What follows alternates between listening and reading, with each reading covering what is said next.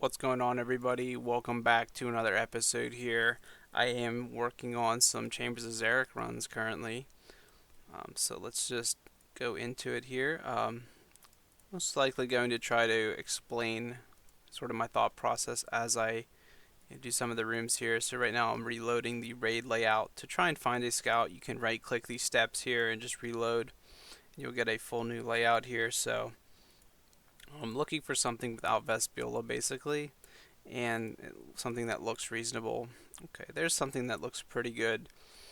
Faza, it's going to be annoying. Wish that were anything else, but this does look okay.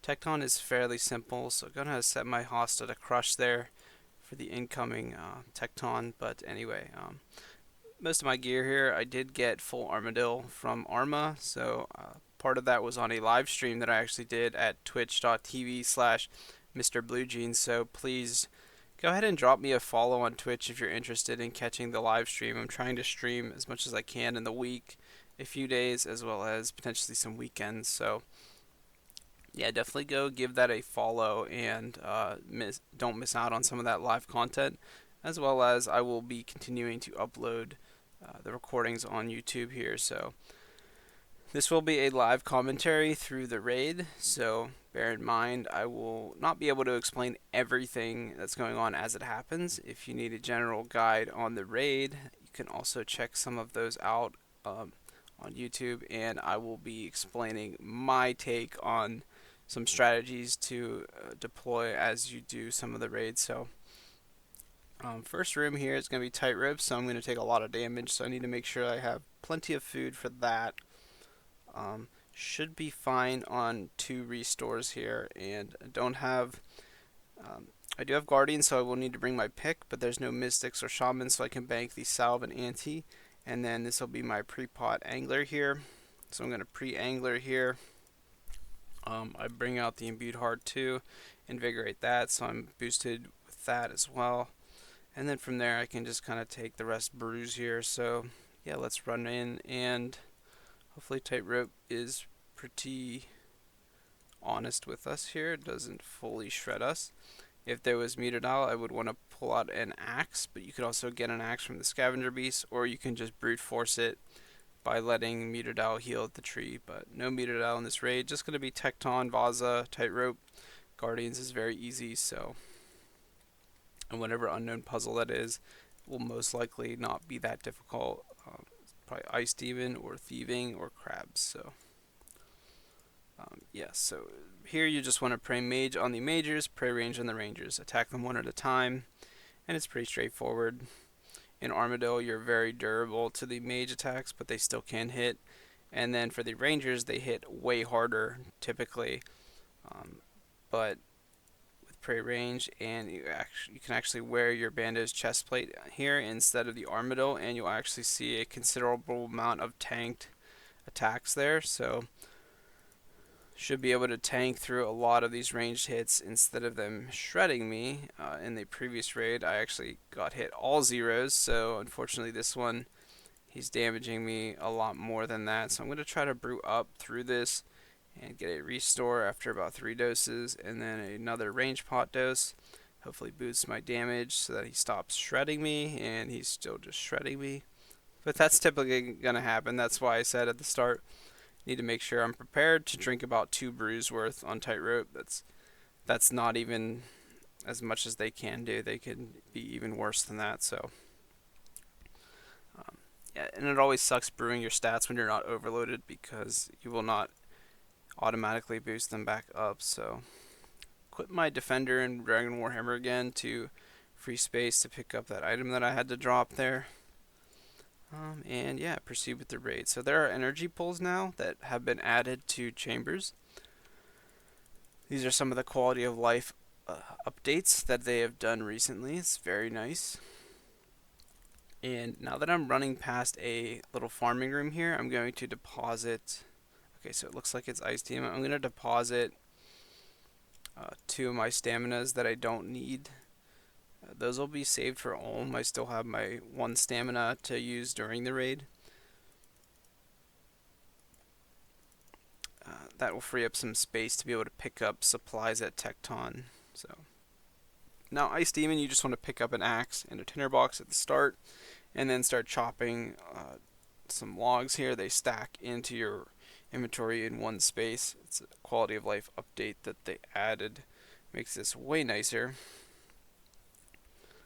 And yeah, and pretty much in between chops, you can sort of make your way closer towards the Ice Demon. And then once you fill up to about 28 or close to 28 kindling, you will no longer be able to stack them.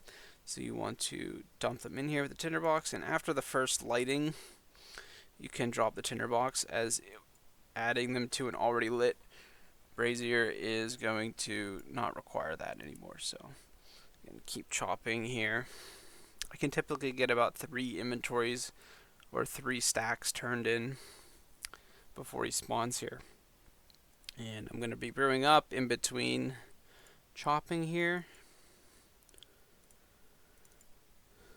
because I was a little bit low on magic there, so I want to make sure I can cast Fire Surge. Again, still going to have to. It looks like I brewed one too many there. Tightrope was not kind to me there. Made me drink multiple brews. Those 20s on the Rangers through prayer, I mean, it's absolutely brutal. So may as well brew up again here. I'm going to have to waste a restore dose there, but that's fine. Okay, so now that I've done my 3 turn-ins, so I just gotta wait until this health bar gets reduced from the fire. Typically, you'll want to find a nice location close to the wall or far away from him, and use whatever you're going to use to damage him. I'm using Tome of Fire, Fire Surge, so I can actually unequip my boots for a little bit higher accuracy.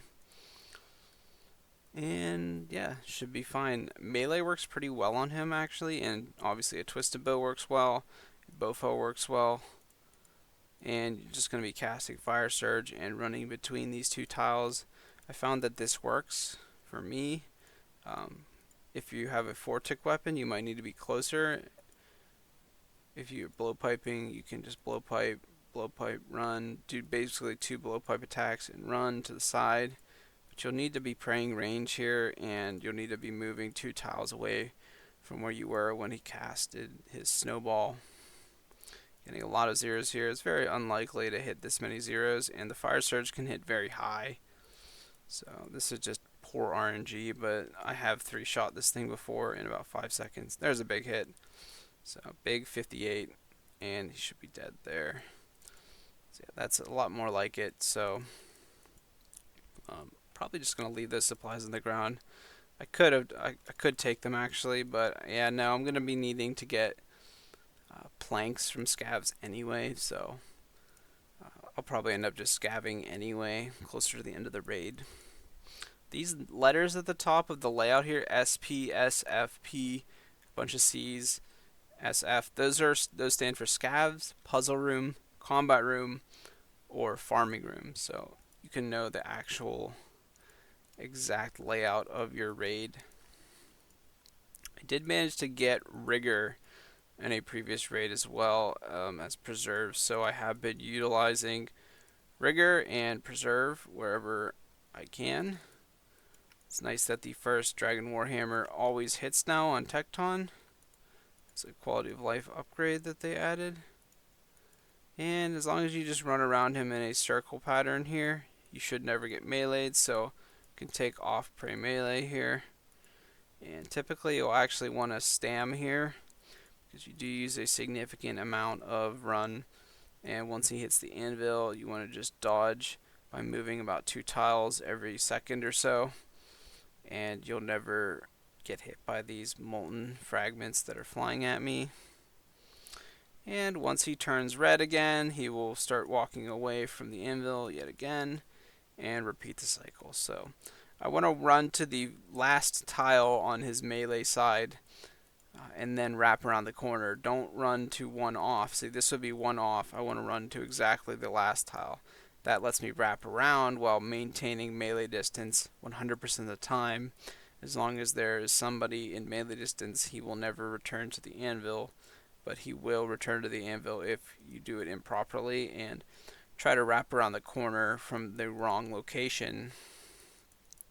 And maybe switch to hammer there Switched to my Dragon Warhammer for that last bop because I wasn't going to get another hit off anyway, even with the faster Hosta attack speed. May as well go for the higher crush accuracy there. And again, typically when he starts, I will always start with Prey Melee Piety, and then once I realize I'm in the cycle, turn Prey Melee off.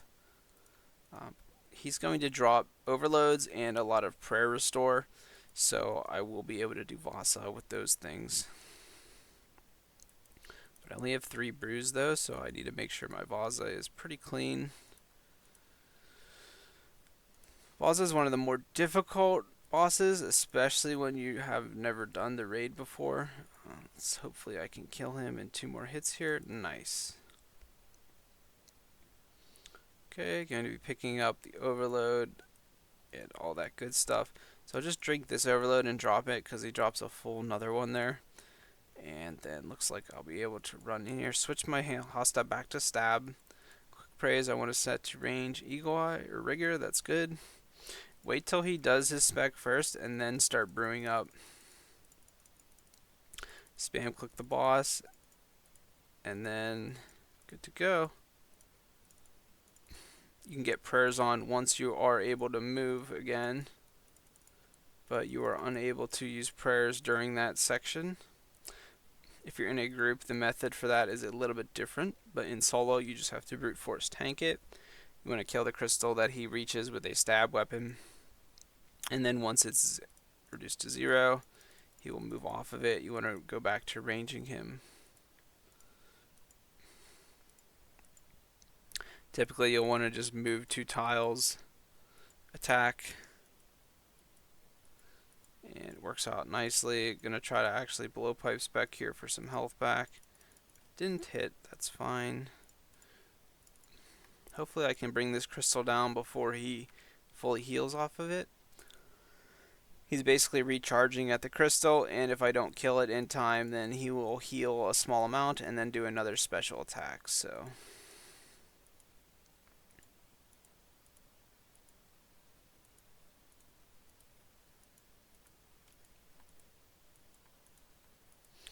okay, this one I know he's going to be probably jumping off the crystal sooner than I can kill it, but I will still poke it for a little bit of damage here. As soon as the crystal changes color here, I'll be switching. Oh, I did manage to kill it. That was good RNG there on my hits. And KO'd, so nice blowpipe spec. I can pick up some of these brews. He drops an Overload now apparently, but most of this stuff I don't really need because I'll be prepping anyway. Unable to bring enough brews, and without vanguards you don't get enough dropped. So typically guardians, just wear your pickaxe and poke away. You want to set it to the smash option and you'll do just fine here. You can pray melee, but definitely boosting with piety and a super combat helps, or if you're overloaded, that's fine. Typically, see, pray melee technically would have helped reduce that, but they very rarely can hit through your defense of bandos anyway. Got a lot of good strength gear here: face guard, bandos, dragon defender, dragon pick, primordial boots, bear's gloves, torture. So all that good melee strength gear. And yeah, this room is fairly easy. This is one of the best rooms to do because it's pretty fast and very very simple. You take very little damage. You just want to bop him and then run 2 tiles away like this, waiting for your next pickaxe hit. And then what I do after each hit is I'll actually return in 1 tile. That saves me run from attacking him again afterwards. So okay, and that looks like it's the end of the raid. So I will kill the scav here a couple times, and he should drop things like planks. I need planks to upgrade the chest. I'll actually just drop this.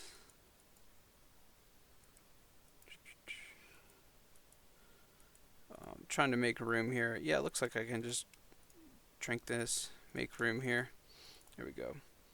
So I want the mushrooms, planks, and juice. Juice is for brews, mushrooms will make restores, and planks upgrade the bank. So I want to switch to my full Dragon Warhammer melee spec gear for this part, and then bank everything. That way I'm already geared for Ulm. Deposit everything, pull out the seeds, the juice, and the mushrooms. Going to need a spade. And you'll want to plant your seeds early on here. Let them start growing, and then pick gourds and fill them with water. That way the seeds are grown by the time you finish with the water. So yeah, like I said, I did manage to get rigor about 10 KC in. I'm about 20 some KC total right now. But that's not very high in the grand scheme of things. We'll be doing a ton of Chambers of Xeric, hoping to get a Twisted Bow, obviously. But there are also some other massive upgrades like Dragon Claws, Ancestral. Twisted Buckler would be kind of interesting. The Dragon Hunter Crossbow would be insane for Ulm. So there's a lot of excellent upgrades I could get. So I'll want to make about 4 restores. I'll only need to take in 3, but I'm going to be drinking one and dropping it as my pre-pot, so I can bring a nice full one in. And after I have enough to make about 8 or so brews, basically I run to the end of the room and make them while running to this passage and just let that ride out.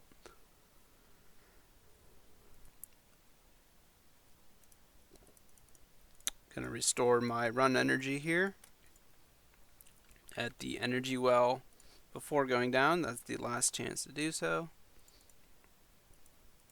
And on the side I've been just wood cutting as well, so I'm gonna be banking some redwood logs. You can't see these small little miniature screens. They're not important to watch, however I am alting and still training, doing some AFK skilling on the side when I raid and such. So from here I want to get my Tele Crystal and my rune pouch. Those are going to be my safety nets. The rune pouch has runes to cast a water spell, which will free me from the firewall. So that's extremely important. I want my enhance and overload as well, and the escape crystal to teleport myself out in case anything goes wrong, like a disconnect or anything. So now for mage gear, I want to put it at the top of my inventory because I'll be switching between it very frequently. I haven't been bringing my Tome of Fire in just because it ends up being an unnecessary switch. It's only a little bit of accuracy, so I'd rather take an extra full Xeric aid and then 2 staminas to be able to run these solo methods. So now I can overload and pre-pot. Basically I'll drink a full brew here, and once that's done, I pick up the one that I dropped, drink a Revite, pick the other brew up, and I should be good here. So as long as I have my Hostile, Warhammer, Mage gear, and Range gear, then we're good to go. I'm going to drop 2 of those Xeric aids so I can take off some of my Primordial Boots and Dragon Defender for a little bit of bonus accuracy here. And then proceed to do 4-0 Mage Hand. So this is probably the easiest thing to get down. Again, make sure you want to drink a stamina potion whenever you need, because you use a lot of running from side to side here. But basically, make sure your trident's on accurate, not long range, and you want to attack from his melee pinky, and then run all the way to the mage side of the center of the room here. So these 2 marked tiles in the middle of the room here, I'll walk to one now. Those are designating the left and right side of Ulm. So this is considered his mage side, and this one's considered his melee side. Basically, you have to at least go to that mage side middle square to get him to fully turn to his mage side. And when he does, with an XP drop from the melee pinky, then he does a full turn, and I can attack him once as he transitions to the center of the room, and then repeat the cycle. So pretty standard. Just do this for the entire phase. Also make sure to drink your prayer enhance. Typically you'll want to do that at the pre-pot outside with the overload. With a 4-dose enhance, you'll just drink like 1 dose every phase. And as he gets low enough, I'll re-equip some of those negative mage bonuses. It's no longer as relevant. I just need to hit a 1 here and switch to my melee gear. So to set up the melee 4-1, you'll need to time your attack 1 tick after his action. So he turns and then my poke. Attack me, then my poke. And then he does a null, and then I run to the center of the room. So I want to always run to the pinky after I turned him to the center, and then return to the thumb side after he's about to do his null attack, which is where he doesn't attack you, and that's going to reduce the times he attacks you in half, literally. So you take way less damage total. And as long as I make it to the thumb after the 3rd XP drop there, then I will continue to follow this cycle. And typically you'll want to run 1 tile off of his melee distance as well. You see a small diagonal that I'm working in along with running to the correct marked tiles. That is because when you are leaving trails of acid behind you, you don't run back into the same trail of acid that you just left behind you. So, as well as there's a falling crystal attack that you will leave crystals falling behind you. So if you just go straight out and straight back, then you would just be running back into the crystals that you dropped on your head. So same for the trail of acid, you will be running back into the trail that you just left behind your feet. So back to spec after this little crystal transition, get in a nice XP drop. Okay, his defense is reduced, and switch to mage gear. Run all the way to the mage side if he was facing the center, and then repeat this 4-0 here. This isn't actually, I guess, titled 4-0, but you do just attack Olm infinitely and never get hit back if you do it properly. 4-0 typically refers to the 3rd phase, where his melee hand won't crinkle. So if I were to try to attack his melee hand now, he will crinkle it up and it will become immune. So I have to kill the mage side first on the first 2 phases. On the 3rd phase, I can kill them both simultaneously by performing a lot of maneuvers that is known as 4-0. It allows me to bop the melee hand back and forth with casting my trident on the mage hand to force him to turn side to side over and over and effectively never be able to fully see me and attack me again. So hopefully we can showcase that. It's very difficult to explain and it's going to take a lot of practice and knowledge about the raid to fully understand and perform. So don't be intimidated by the fact that it is difficult. It's going to be a challenge for anyone entering the raid. Okay, so I know that it's crystal phase, so he's not going to be flame walling me, so that's nice. Again, still on the second hand phase, so I'm going to try to set up 4-0 here. Sorry, 4-1. On the first 2 phases, the best that you can do is 4-1. And there we go, we should be in it. Oh, nope, made a small mistake there. Looks like I got portaled. I'll have to set that up again quick. But again, time it so that your attack is 1 tick after his action. So he turns or attacks, 1 tick later is when my action is going to happen. So he attacks, now I poke. Attacks, I poke. There's his null.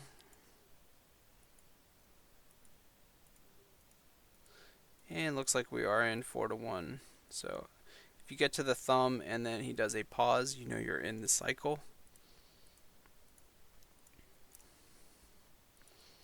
And a lot of this backward diagonal movement, again, is to drop things like acid trails and the crystals that you just saw falling.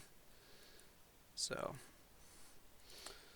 always want to basically drop the crystals away from his melee distance, therefore attacking him will cause me to move away from the crystal dropping and poke him with melee. If I just drop them right in his melee distance, then they will fall, hit me for damage, so want to avoid that. Drink another prayer enhance whenever your prayer enhance wears off, and make sure you're staying high prayer with the revitalizations. So here's where I'm going to be doing 4 to 0. Hit a 0, so I'm going to try to spec again. Okay, got a nice hit there. So going to get him to turn to the mage side here, and should be able to do 4 to 0. So it starts off with a trident hit, switch into the melee gear, and as long as I got an XP drop there from the trident hit, then he turns all the way to his mage side. Oops, made a mistake there.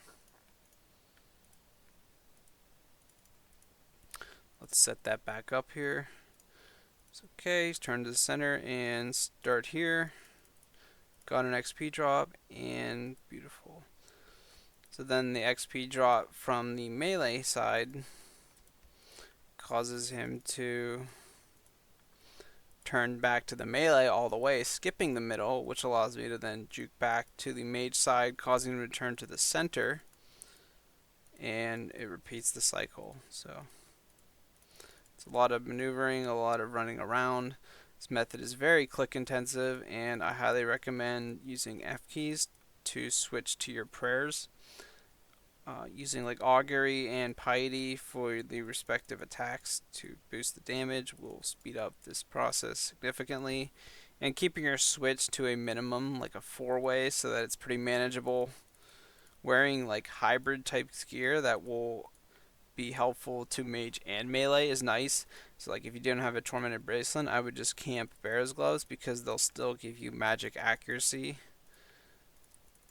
Whereas we're just camping the Torn bracelet now, my melee is a lot weaker because the Tormented bracelet does nothing for melee. So that's why I'm not using the bandage chestplate in my swap, because I'm just camping the Arams, and it's just it's not giving me any negative melee, and the chestplate is only +4 strength, so typically it's not that big of a deal.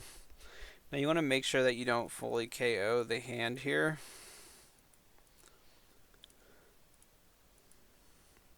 You have to just defeat his phase 3 hands at the same time here.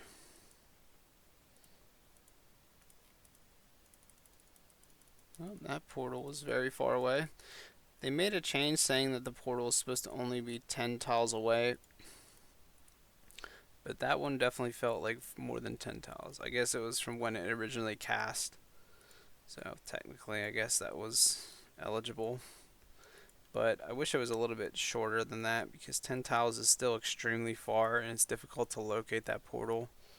It's the one quality of life thing that wasn't exactly super great for us, but it's fine. It still helps. So as I bring the mage hand down low enough, I want to make sure that I can kill them both at the same time. So I brought the melee hand to about 1 hit. So you should easily see that I can kill both of them at the same time here. Let's hope that he doesn't heal. Perfect. It's a little bit risky there because he can heal.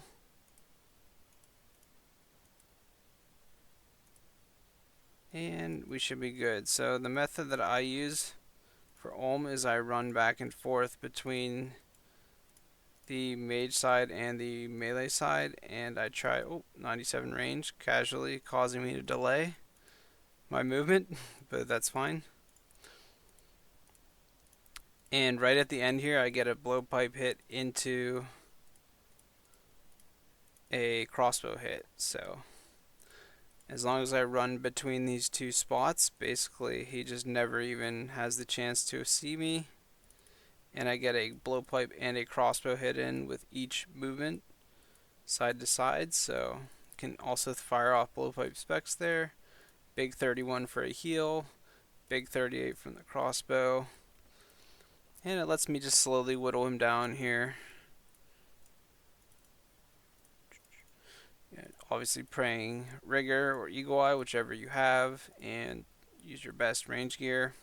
You can just do this with just a crossbow. However, I feel like it's worth it with the blowpipe because every single run from side to side you get a full free blowpipe dart in. And I'm casually just chugging brews as I get hit by falling crystals.